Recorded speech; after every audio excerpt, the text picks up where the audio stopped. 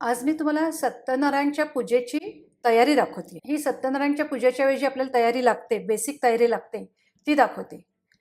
ही जर बेसिक तयारी तुम्ही आधी करून ठेवली असेल, तर तुमचा आणि गुरुजींचा खूप वेळ वाचेल। ही जी तयारी आहे, ही जी मला माहिती आहे, ती तयारी तुम्हाला दाखवलेली आहे। आपल्याकडे पूजेला जे गुरुजी येतात, ते आपल्याला तयारी सांगतातच, पण ते यायच्या आधी आपली प्राथमिक तयारी काय पाहिजे, हे आज मी तुम्हाला सांगते। नमस्कार, श्रेयाज रेसिपीमध्ये आपलं सगळ्यांचं खूप खूप स्वागत आहे। तुम्हाला माझे व्हिडिओ आवडत असतील तर माझ्या व्हिडिओला लाईक करा, जास्तीत जास्त शेअर करा, तसेच माझ्या चॅनलला सबस्क्राईब करा, बेल आयकॉन प्रेस करायला विसरू नका। आपल्याला पूजेकरता 2 ताम्हणं लागतात। ही मी तांब्याची ताम्हणं घेतलेली आहेत, तुम्ही चांदीची सुद्धा घेऊ शकता। एक तांब्या लागतो, हा सुद्धा तुम्ही चांदीचा घेऊ शकता। असं हे पंचपात्र आणि पळी हे लागतं आपल्याला। असं जर पंचपात्र तुमच्याकडे नसेल तर असं आपलं नेहमीचं भांडं घेतलं तरी चालेल। तांब्याची भांडी लवकर काळी पडतात, त्यामुळे पूजेच्या आधी हे स्वच्छ घासलेलं पाहिजे।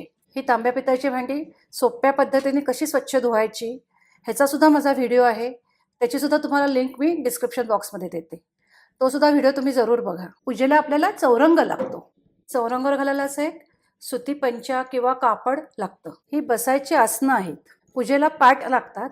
जर आपल्याकडे पाट नसतील तर असे आसनं पाहिजेत, त्याच्यावर बसून पूजा केली जाते। हे सोवळं आहे, जो पूजेला बसतो त्याने असं हे सोवळं नेसायचं असतं। समई लागते पूजेला, ही समई सुद्धा तेलवात घालून तयार असली पाहिजे, त्यावेळी घाई होत नाही। हा आंब्याच्या पानांचा डहाळा आहे, असे 2-3 डहाळे आपल्याला लागतात।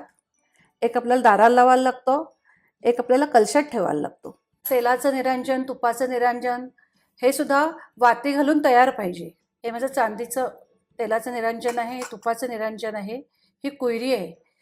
ही सुद्धा चांदीची भांडी सोप्या पद्धतीने कशी स्वच्छ करायची ह्याचा सुद्धा माझा व्हिडिओ आहे, त्याची सुद्धा तुम्हाला लिंक मी डिस्क्रिप्शन बॉक्समध्ये देते, तो सुद्धा व्हिडिओ तुम्ही जरूर बघा। हळद कुंकू, रांगोळी, अक्षदा हे आपल्या घरी असतातच। सत्यनारायणच्या पूजेला बुक्का लागतोच। तुपाचं निरंजन लावायचं असेल तर आपल्याला फुलवात आणि तूप लागतं।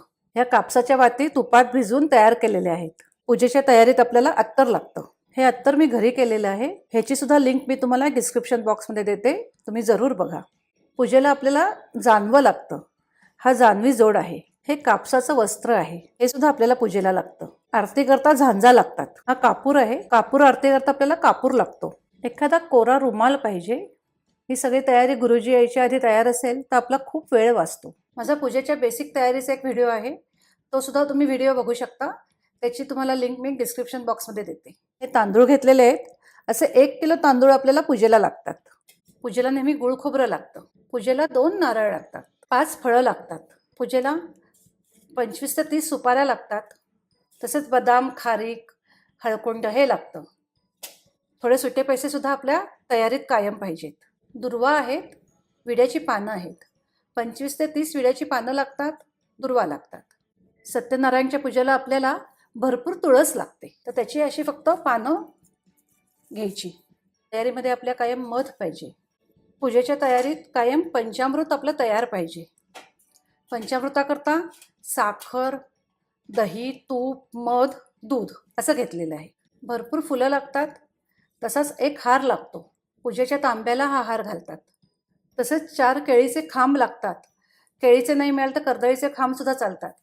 ते चौरंगाच्या 4 बाजूला आपल्याला लावायचे असतात। शंख, घंटा, वाळकृष्ण हे आपल्याला पूजेला लागतं। आणि सर्वात शेवटी आपल्याला प्रसादाचा शिरा करायला लागतो, त्याचा सुद्धा व्हिडिओ माझा आहे, त्याची सुद्धा तुम्हाला लिंक मी डिस्क्रिप्शन बॉक्समध्ये देते, तो सुद्धा तुम्ही व्हिडिओ जरूर बघा। असा एखादा वासाच्या फुलांचा गजरा सुद्धा आपल्या तयारीत कायम पाहिजे। तर अशीही मी तुम्हाला सत्यनारायणच्या पूजेची बेसिक तयारी दाखवलेली आहे। तेव्हा तुमच्याकडे जेव्हा पूजा असेल तेव्हा जर तुम्ही आधी अशी बेसिक तयारी केलेली असली तर तुमचा गोंधळ व्हायचा नाही, गडबड व्हायची नाही, तसंच तुमचा आणि गुरुजींचा दोघांचाही वेळ वाचेल।